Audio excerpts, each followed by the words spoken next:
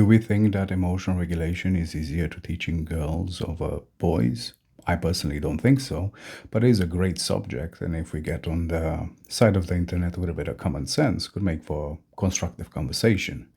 Because I think the difference lies in the fact that the tools that we're using are more suitable for girls, and really our perception of the expression of emotional dysregulation as a society is where the difference really lies. Something that we know is that the expression in boys tends to be more physical and in girls tends to be more emotional.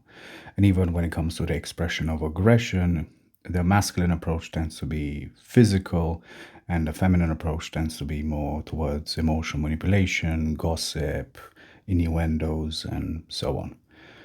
And even if you look at things like ADHD, that was notoriously undiagnosed in girls in the past until we made the distinction between ADHD and ADD, right? Because the boys tend to be hyperactive. If we look at narcissism, you'll see overt narcissism highly in boys and covert narcissism more in girls.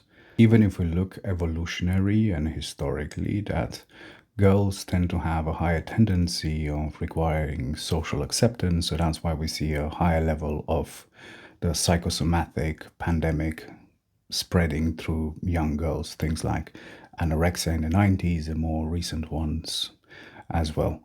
And with boys, you see high levels of rioting and more physical expression of spreading of these issues. Even if you look at the rate of suicidality, you find it being 3 to 4 times higher in men, despite of women having higher rates of depression. So what we see from this pattern of expression is that boys tend to act more while girls tend to talk more.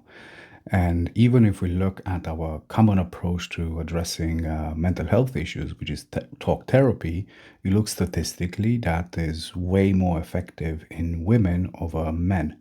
And really, that's where we see the major difference because if someone has a physical dysregulation, we can see someone's bruise, broken arm, any other physical repercussion of someone's dysregulation, and that can be addressed immediately. Where with emotional abuse and manipulation and all these things is very much a he say, she say, and it's very hard for us to hold that type of aggression accountable. So our perception of the physical expression is way worse than the emotional one, despite of them both having very negative repercussions on someone's life.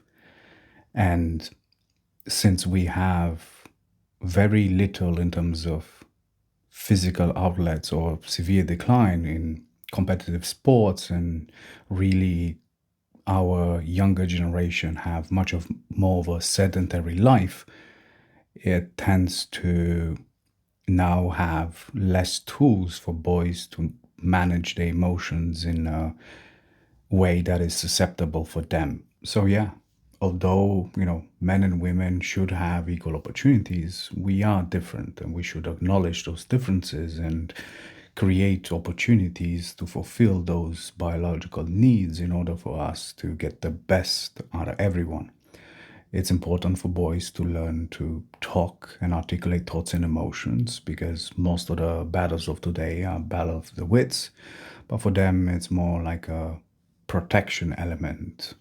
And the same as girls learning how to protect themselves physically, but when it comes to managing oneself, boys tend to respond better to taking actions. And we have very little resources for boys to be able to do that nowadays. Hopefully that changes. Protect your peace.